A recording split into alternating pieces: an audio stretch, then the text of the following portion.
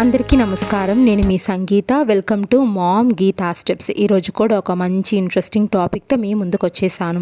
గర్భవతులు మీ యొక్క స్కాన్ రిపోర్ట్లో ఇలా ఉంటే చాలా ప్రమాదం. అసలు ఏంటి ఇది అని చూస్తే సర్వికల్ ఇన్సఫిషియన్సీ. సర్విక్స్ ఇన్సఫిషియన్సీ అంటే ఏంటి, అసలు ఎందుకు వస్తుంది, ఇలా రావడం వలన గర్భధారణ సమయంలో ఎలాంటి ప్రమాదాలు ఉంటాయి, ఏ విధమైన జాగ్రత్తలు తీసుకోవాలి, ఎలాంటి టిప్స్ పాటిస్తే మంచిదో వివరంగా ఈరోజు మనం తెలుసుకుందాం. అంతకంటే ముందు ఒకవేళ మీరు గనక మన ఛానల్ మొదటిసారి చూస్తున్నట్లయితే తప్పకుండా మామ్ గీతా స్టెప్స్ని సబ్స్క్రైబ్ చేసుకోండి. సో ఇంకెందుకు ఆలస్యం, let's start our video. Cervical insufficiency, దీనిని అసమర్థత కలిగిన గర్భాశయము అని కూడా పిలుస్తారండి. ది ఇన్కంపిటెంట్ సర్వీస్ అని మీకు మీ యొక్క స్కాన్ రిపోర్ట్లో ఇవ్వబడుతుంది. సాధారణంగా మనకి 2వ త్రైమాసం వచ్చినప్పుడు బేబీ అనేది బాగా గ్రోత్ అవుతుంది కాబట్టి మన గర్భాశయం కూడా బాగా వ్యాకోచిస్తుంది, అంటే బాగా స్ట్రెచ్ అవుతుంది అన్నమాట. అలా స్ట్రెచ్ అయినప్పుడు క్రింద వైపుగా ఉండే సర్విక్స్ అనేది అలాగే పలుచబడి వీక్ అయిపోయి కొంచెం చిన్నదిగా అయిపోయి ఓపెన్ అయిపోతుంది. స్ట్రాంగ్గా ఉండే సర్విక్స్ అనేది ఈ విధంగా ఉండదు. నార్మల్గా మనకు కనుక ఈ యొక్క గర్భాశయ లోపం ఉంది అంటే మనకు ముందస్తు గర్భం అంటే ప్రీ టర్మ్ లేబర్ అవ్వడం కానీ లేదా సెకండ్ ట్రైమిస్టర్ తర్వాత మనకు డెలివరీ అయ్యి బేబీకి ప్రాబ్లమ్స్ రావడం లాంటివి జరుగుతాయి.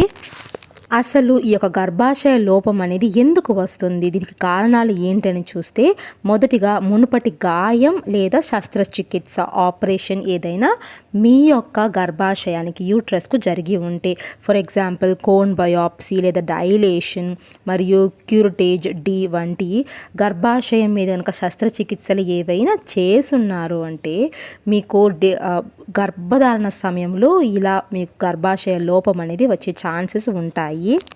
ఇక రెండవదిగా చూస్తే పుట్టుకతోనే వచ్చే బలహీనత. చాలామంది స్త్రీలకు సహజంగానే బలహీనమైన గర్భాశయం కలిగి ఉంటుంది. ఇది ఈ యొక్క లోపానికి దారితీస్తుందన్నమాట. ఇక మూడవదిగా చూస్తే గర్భాశయం యొక్క రకాలు చెప్పాలండి, అంటే కొన్ని లోపాలు ఉంటాయి. కొంతమందికి సాధారణంగా కాకుండా నిర్మాణమే డిఫరెంట్గా ఉంటుంది, ఇన్వర్టెడ్ యూట్రస్ ఇలా అంటారు కదా.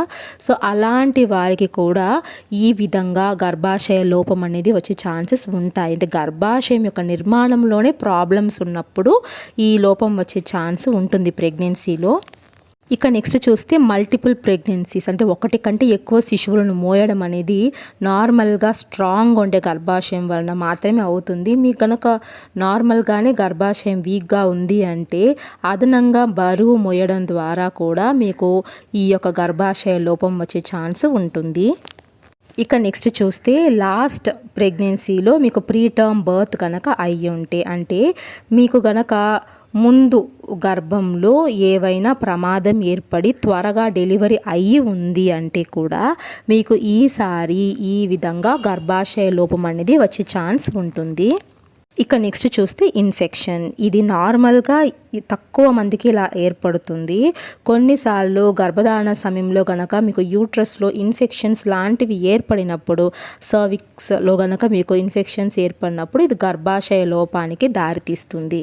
ఇప్పుడు మీకు కనుక సర్వికల్ ఇన్సఫిషియన్సీ ఉంది అంటే ఎలాంటి ప్రమాదాలు మీకు గర్భధారణ సమయంలో ఏర్పడతాయని చూస్తే మొదటిగా ముందస్తు జననం, అంటే ప్రీ టర్మ్ లేబర్ అయ్యే ఛాన్సెస్ ఫుల్ ఎక్కువగా ఉంటాయండి వీరికి.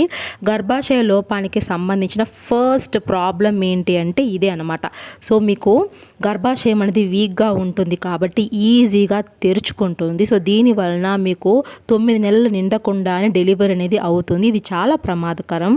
ఇక రెండవ ప్రమాదం ఏమి అంటే మీకు సెకండ్ ట్రైమిస్టర్ స్టార్ట్ అయిన వెంటనే బేబీ బరువు పెరగడం స్టార్ట్ అవుతుంది.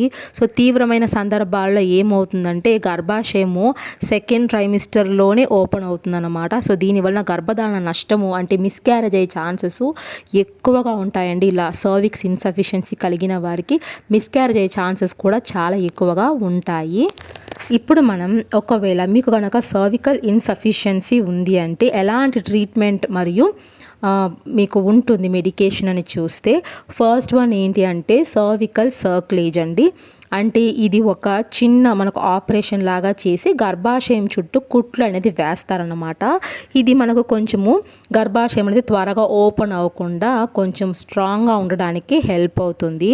సో గర్భాశయ లోపము లేదా బహుళ గర్భము కలిగిన వారికి ఈ విధంగా మనకు సర్వికల్ సర్క్లేజ్ అనేది వేస్తూ ఉంటారు. ఇక రెండవదిగా చూస్తే ప్రొజెస్టరాన్ సప్లిమెంట్. కొన్ని అధ్యయనాల ప్రకారం చూసినట్లయితే ప్రొజెస్టరాన్ సప్లిమెంట్ అనేది మనకు ప్రీటర్మ్ లేబర్ అవ్వకుండా కాపాడుతుంది అన్నమాట. అంటే గర్భాశయము గట్టిగా ఉండడానికి హెల్ప్ అవుతుంది. కాబట్టి ఈ యొక్క గర్భాశయ లోపం ఉన్న వారికి ప్రొజెస్టరాన్ సప్లిమెంట్స్ కూడా సిఫార్సు చేసే ఛాన్సెస్ ఉంటాయి. ఇక నెక్స్ట్ చూస్తే మానిటరింగ్ అండి. అల్ట్రాసౌండ్ ద్వారా గర్భాశయం పొడవు అప్పటికప్పుడు రెగ్యులర్గా చెకప్ చేసుకుంటూ ఉండాలి. అంటే గర్భాశయము వీరికి ఎప్పుడంటే అప్పుడు ఓపెన్ అయ్యే ఛాన్స్ ఉంటుంది కాబట్టి రెగ్యులర్గా మానిటరింగ్ అనేది చేస్తూ ఉండాలి. ఇక నెక్స్ట్ చూస్తే ఇలా జరగకుండా నివారించడం అంటే మీకు గర్భాశయం అనేది లోపం రాకుండా ఉండాలంటే వీలైనంత వరకు ధూమపానానికి మాదక ద్రవ్యాలకు దూరంగా ఉండండి. మరియు అంటు వ్యాధులకు కూడా దూరంగా ఉన్నారంటే ఈ గర్భాశయ లోపం అనేది మీకు ప్రెగ్నెన్సీలో రాకుండా ఉంటుంది.